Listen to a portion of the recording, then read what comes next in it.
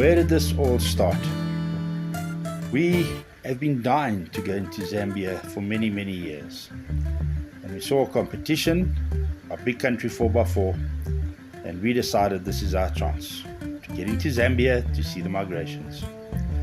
So we entered, quite challenging of note. In the back of the mind, in prepping for this trip, one of the big things was who are we traveling with, what are the people like, as we've adventured into Africa many times, but as a family or with close friends. And you know what? I was looking for words to describe Simon and Des, and just the way this whole tour was led, and sitting around the campfires at night and the stories being told. I must tell you something, this was just the cherry on the cake, and sometimes you just need to speak freely about good things in life. And then the trip and the people that toured with us, it's just so much of a like-mindedness that it's uncanny. This really turned out to be not only just an adventure into Zambia, but the knowledge gained along the way, my wife getting so interested in birding, the friends we made. So sometimes it's not just about the game and the place, it's about the people around you, the surroundings are right. And big country 4x4, big shout out for all the kit you installed in the vehicle. It was a chase to win the competition, man was it worth it. And to Des and Simon from Ultimate Adventures, it is not only something that we'll remember for the rest of our lives, it is most definitely not the end of all our trips. So the story begins with an adventure into Zambia with the most incredible experiences, a bunch of people that just make your day every morning you wake up. And the rest of the trip and the photos will talk for itself. But for me and my family, this was one of the biggest occasions in our life, one of our wildest dreams that we actually went and experienced. And I want to say thank you to the people that we traveled with. This was really something, well, there's no word sometimes when you look at the difference from a day-to-day grind into your experiences, adventures in life. Take note, this was one of the biggest trips of our life. So to everybody who traveled with us, or we traveled with, thank you so much.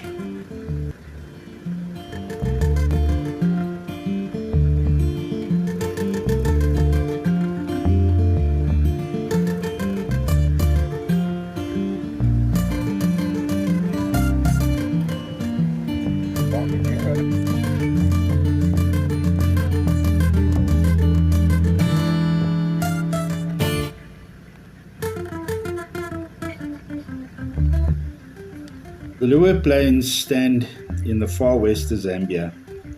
They're exceedingly remote and wild. In my experience, the national park here is one of the most amazing wildlife parks in Africa. It's certainly one of the least visited. At the right time of the year, an adventure into the Liuwa Plains can be as good as any adventure will ever get.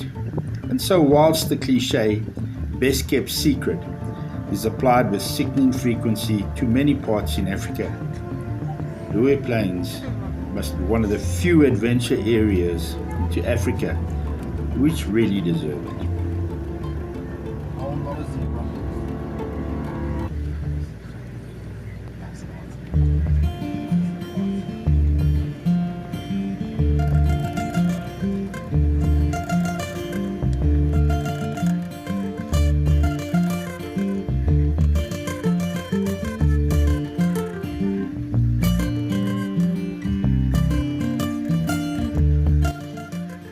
Until the last few years, there have absolutely been no roads in this park. Purely 3,660 k's of untouched Africa. The majority of the Liuwa Plains is covered with huge honey-coloured grassy plains, measuring about 70 k's long and about 30 k's wide. A mass, an expanse and a huge area. You will find the occasional small tree island cluster of raffia palms or open pans interrupting the flatness. Often, you look 360 degrees and all around you, and all you see is nothing but a level of expanse. The environment is unlike any other park in Zambia, although connoisseurs of Africa's most remote corners will note that in some ways it is similar to some of the parks in Tanzania.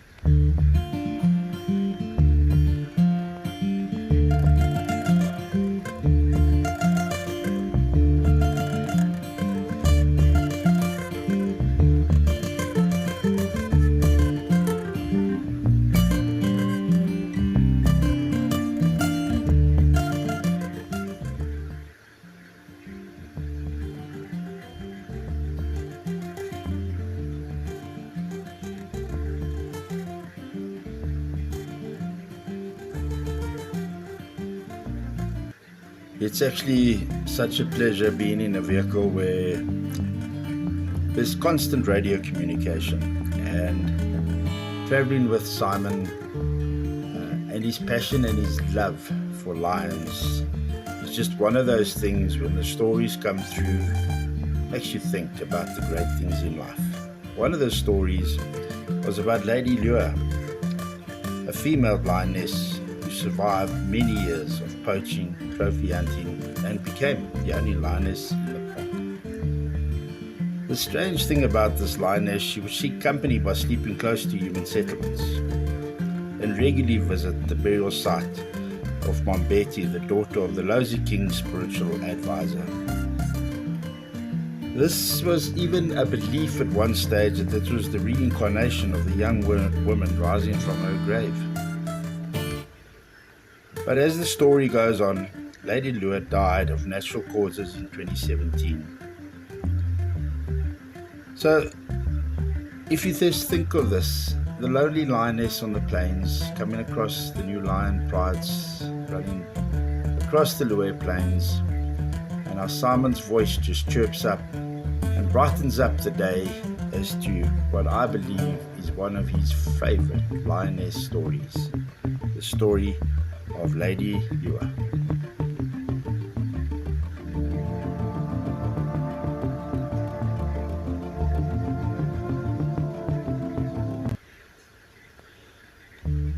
As you look around you, you'll see that the plains are covered in a carpet of pink and yellow flowers, with beds of wild mint that give off a sweet and cleansing scent. But sunken below the surface, dwarf forests reveal only their canopy, and stunted termite mounds resemble stubby stacks of black volcanic rock.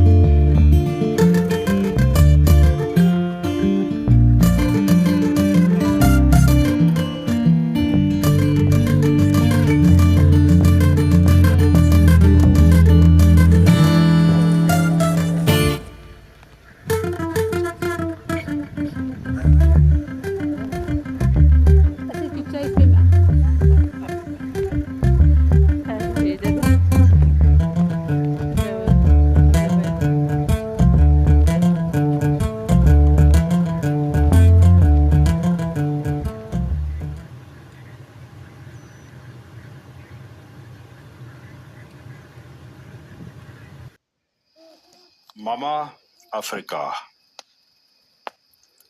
When you have acquired a taste for the dust and the scent of our first rains, you looked for life on Africa, and you'll not be right again until you can watch that setting moon and hear the jackals bark and know they're around you, waiting in the dark. When you long to see the elephants or hear the cuckoo's song, when the moonrise sets your blood on fire, then you know you've been away far too long. It is time to cut the traces loose and let your heart go free, beyond that far horizon where your spirit yearns to be. Africa is waiting. Come, since you have touched the open sky and learned to love the rustling grass and the wild fish eagles cry, you'll always hunger for the bush, for the lion's rasping roar, to camp at last beneath the stars and to be at peace with yourself once more.